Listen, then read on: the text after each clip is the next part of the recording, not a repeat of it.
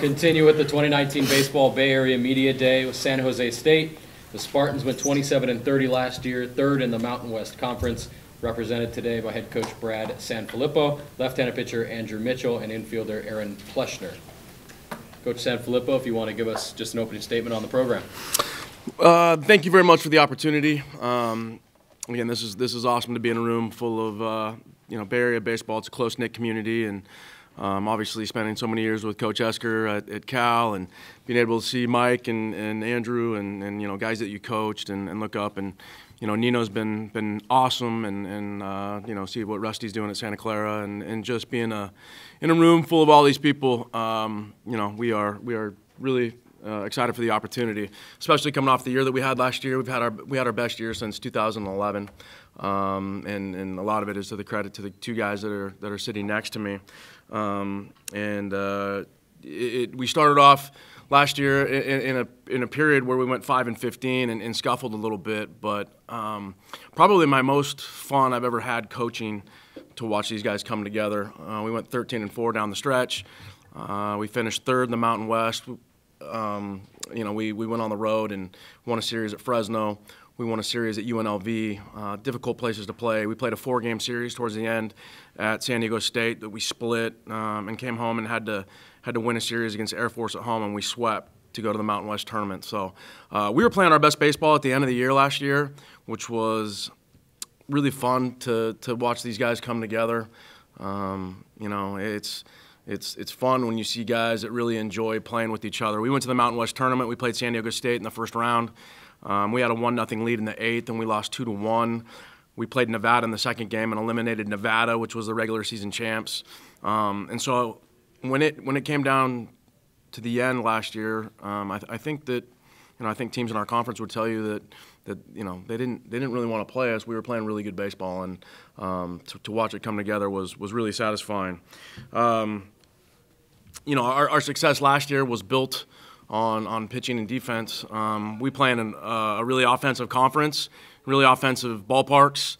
We can survive in our conference with an ERA that would probably make Stanford, or Mike. Those guys probably wouldn't be able to survive. That we can. We play in a conference with really offensive ballparks that you can survive with a little bit higher ERA. But we pitched unbelievably well, and we defended really well. We led the Mountain West in defense, top 10 fielding percentage in the country at .978, and so I think that was the key to our success last year. And so we're excited to return some of these guys on the mound that led to that season. We're excited to have some strength up the middle on our defense, and so I think if you're looking for us moving forward this year, our ability to defend and our ability to pitch at the front and back end, we're excited about the leadership and the experience that we have in those two spots. So. Sitting next to me is the co-Mountain West Pitcher of the Year, Andrew Mitchell. And Andrew started slowly, but really just became the workhorse of the conference. He had 101 strikeouts in 87 innings.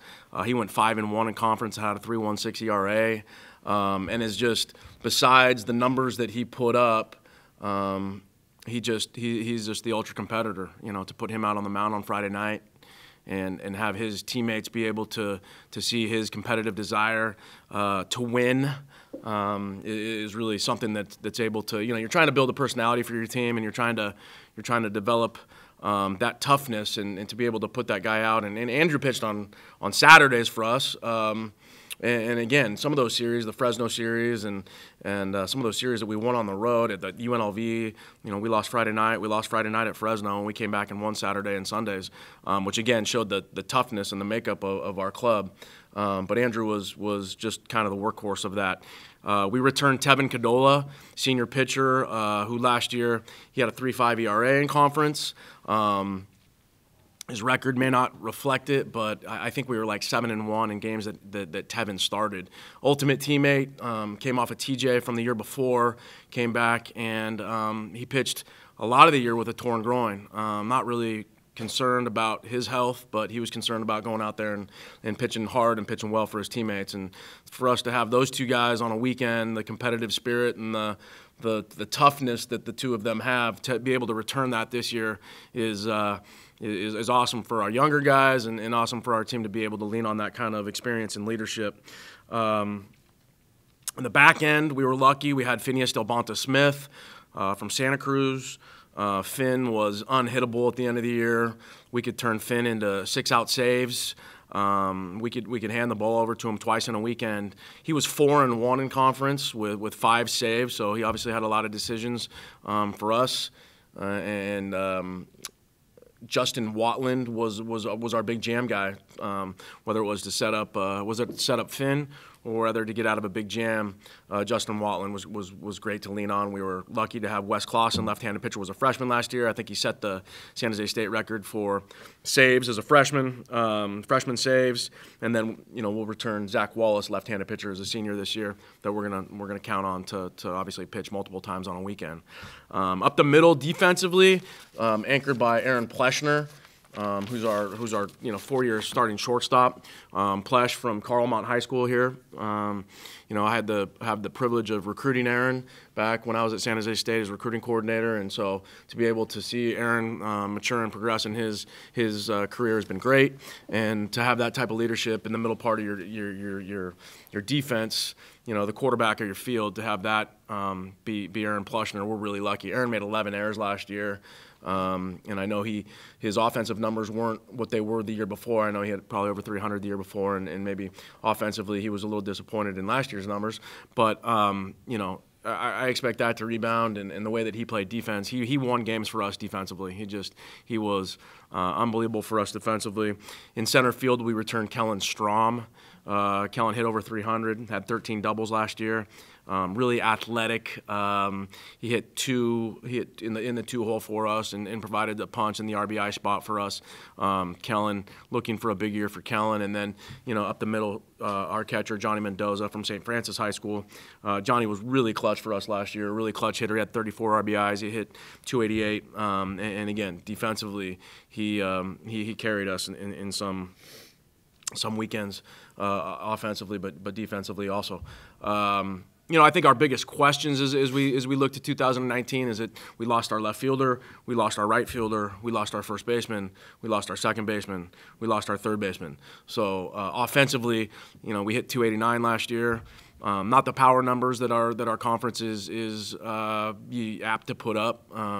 We were probably in the lower end of the slugging and some of the extra base hits and that kind of stuff, which again speaks to the competitiveness of our last year. We were able to manufacture some runs and able to do some things offensively to allow our pitching staff to take over. But I think those are the big holes that we're going to look to fill this year. 5 guys from your lineup. I'm not totally sure where that offense is going to come from.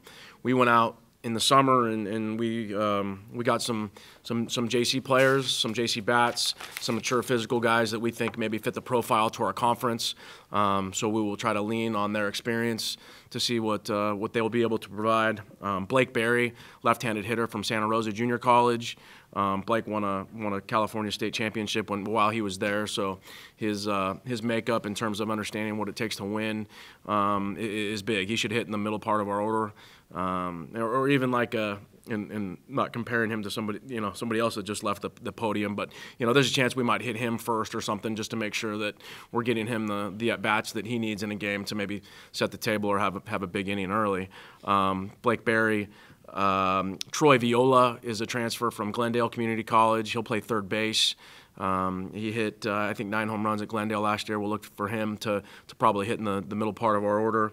Alex Davis was a shortstop at Marin Junior College. We're going to ask Alex to come in and try to also produce offensively for us a little bit, and he'll have a chance to play second base or first base or left field, and we expect him to be productive offensively. And then Nick Connect is a Sarah kid. He went to College of San Mateo, and he'll compete at first base for some time. Physical left-handed hitter. Again, he probably hit 9 home runs at San Mateo last year. And we're looking for some of these guys, these experienced JC guys, to be able to fill some of that, maybe the void in the slugging that we had last year, but just keep up with the physicality of our conference. we're going to need to do. So James Shimashita was our best freshman in the fall from San Diego. He's a two-way player. But he'll probably start in left field. He really had a really good fall for us in terms of his production. Kind of roll out of bed hitter.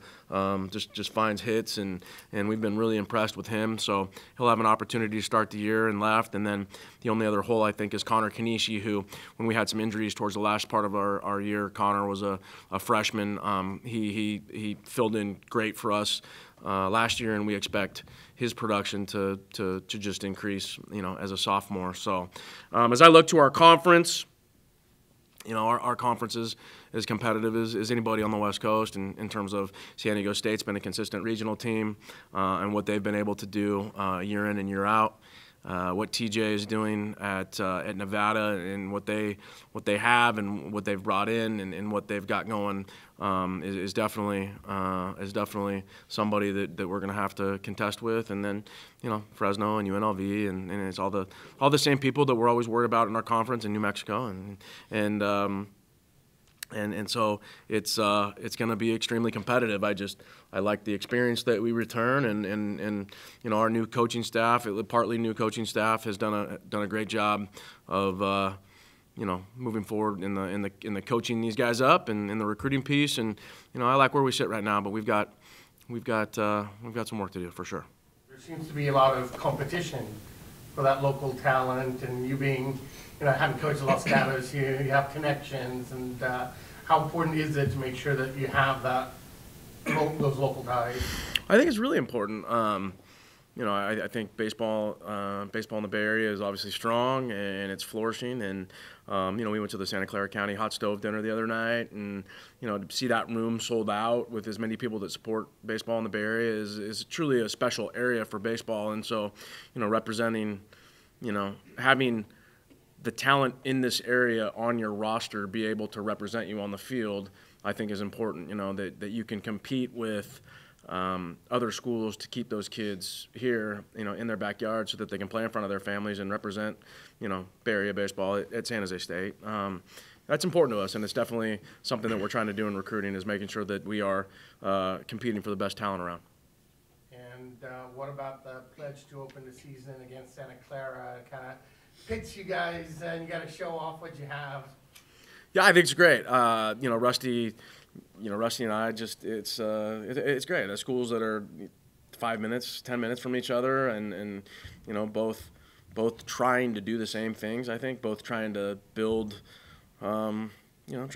consistent winners in difficult conferences on the West Coast, and obviously private school versus public school and all that kind of stuff. There's great little things that you can play off of. But yeah, we're going to open the year the next couple of years together, and it's going to be great for us to test both programs to see where we are at that time on opening weekend. It sounds like you were right in the hunt with a very defensive team, but you lost a number of pieces, as you said. That would certainly have helped defensively.